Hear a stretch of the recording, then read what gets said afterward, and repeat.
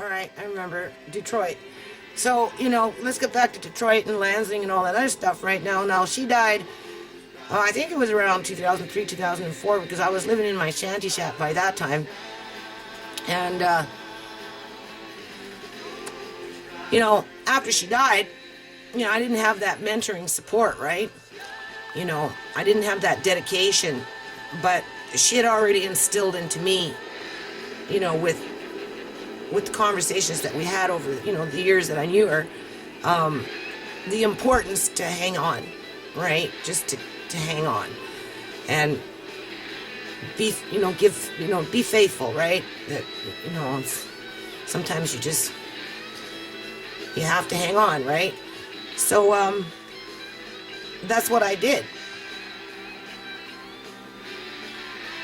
Hold on, let's get into this here.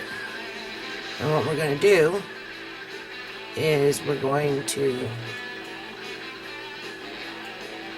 turn that one off. Because this is really what I wanted to do. I wanted to get up into, now it's because I'm downloading, right? So this is not a good time to do this stuff. So I might not be able to do this for too much longer because it's because I'm downloading. And I've got other windows up here and this computer has to go back. But anyway, this video here. Okay. Well, sometimes I have to hold this and let it download. Okay. All right. So we'll just see if we can get this going. Maybe not. With Ricky Ott, she's a marine toxicologist who survived the Exxon Valdez oil disaster in Alaska. She spent the past five months in the Gulf, and she's now in the Bay Area where she was just attending the Bioneers Conference. So Ricky, on the 6-month anniversary of this oil disaster, talk about what we're not seeing in the media. What is happening in the Gulf?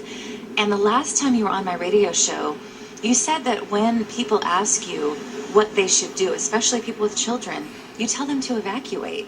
Do you still offer that? Are you still offering that advice? The people who did evacuate were glad they did. Wow. And yesterday, I literally talked to 2 people. So 6-month anniversary, I spoke to 2 people in the Gulf yesterday. One who is sick enough to evacuate now. He is relocating for at least a year out of the Gulf.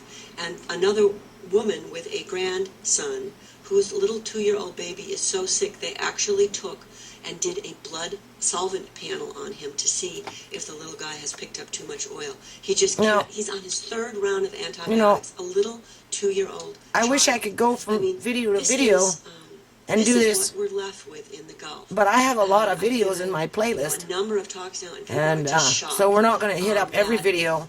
People could, but we're going to hit up some of them public officials because this is the information people to come to a that you didn't hear about on the mainstream media. And say it's safe, the and fine. For anyone to sit there and say nobody got sick from, the BP oil spill for who? Is like in denial.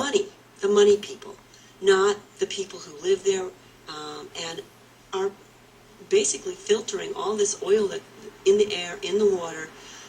They go swimming in the Gulf. I know a 16-year-old boy, perfectly healthy, an athlete. And there's been the naysayers that say, oh, well, it's the only, it's the same group of people that go out there and, cause all this ruckus and blah, blah, blah, and everybody else doesn't seem to be complaining about it.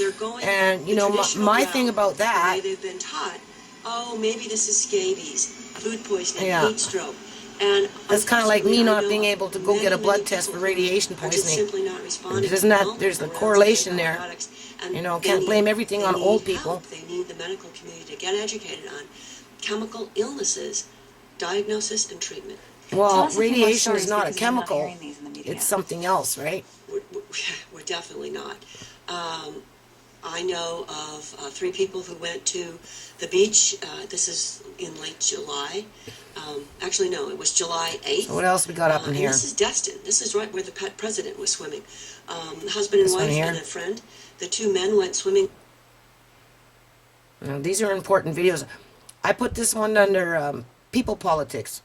This is, again, my computer's running slow because, first of all, I have to take it back.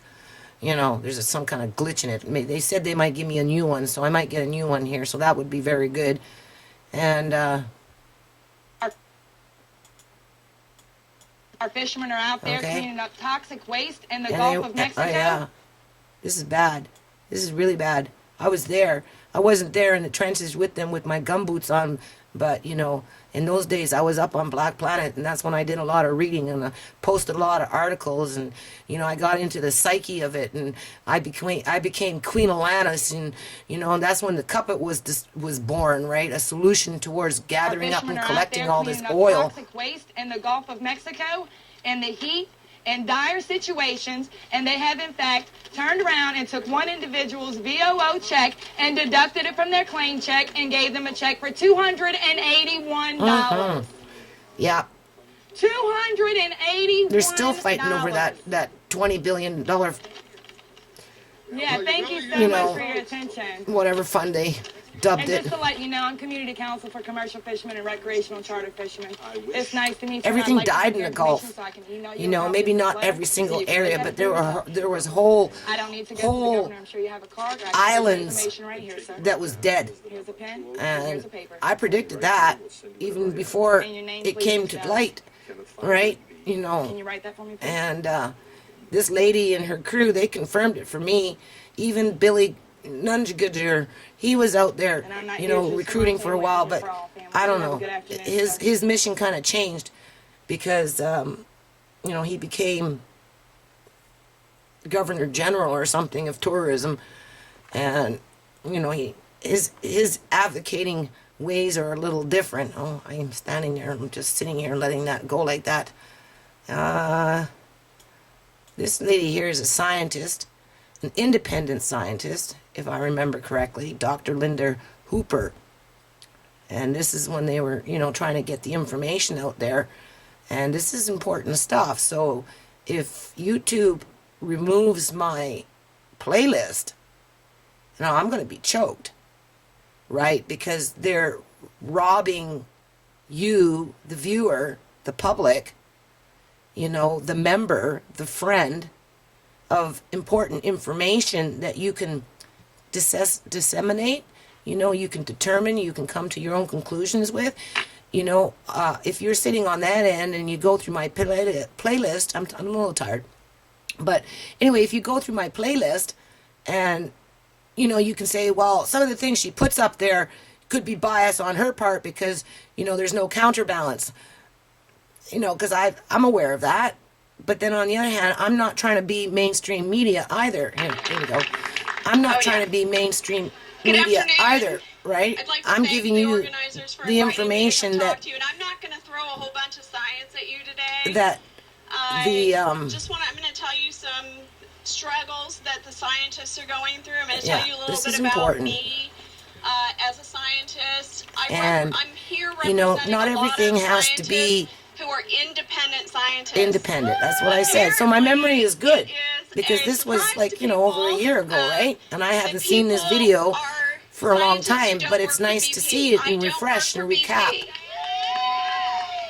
I also don't work for the federal government's NERDA process. And That then is a natural that's another thing. resources damage assessment process. You come across these I work videos that completely independent. bring out organizations that you're what- not necessarily both familiar those with. two things that and I just mentioned, working for BP, NERDA, you or know, the scientists don't ask me working what she said. I'd have to write it down and read it back to you. But the point nationally, is, they're making you know, $250 and $300 I might be an interested hour. to look them up and, they you are know, gathering see what data they've to done, support right? And BP's see where they part of stand the litigation in that will occur. in The Department of Justice this situation, which is, you know, on the still other side of this, and they not fixed, because when you have whole islands dead, not even flies or mosquitoes running around in the air, you know, and miles and miles and miles of ocean dead, and when you've got the stingrays and the dolphins and everything trying to crawl out of the water and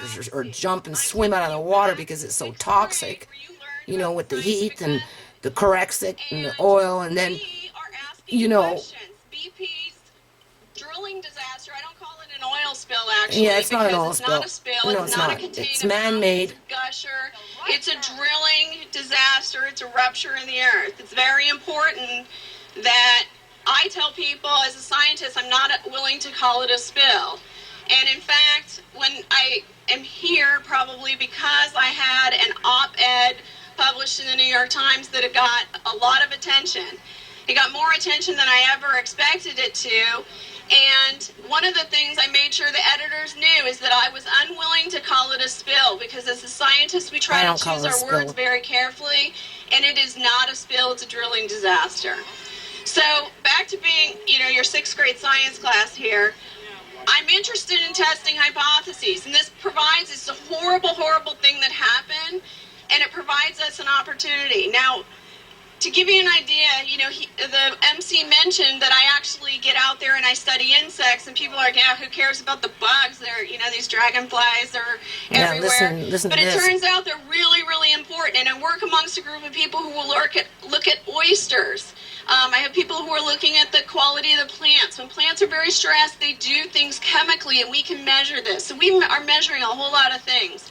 Well, in order to do that, we have to have access to the area. And so one of the things I wrote about in the New York Times was asking for open access. And they didn't. Because I have a graduate student that came from China to work with me, because I'm known for my work on hurricanes and the effects blacked on the out. It was a blackout. And other disturbances and how they affect the even the environment. media was getting arrested. And the people that were out there actually doing it, on their own, they were being harassed. Wetlands in the world. And I'm going to talk a little bit more about why he's right that Louisiana's wetlands are the greatest wetlands in the world and how important they are. But he came here and we set out before, when this happened, I had some former students that told me, hey, you know what, this is going to be bigger than people think it's going to be. They were out there on the boats and looking at the amount of oil that was coming out. And so we got out there and we ran around trying to collect data. And my student was blocked from collecting data. This is all in true. South Alabama. I read it, okay?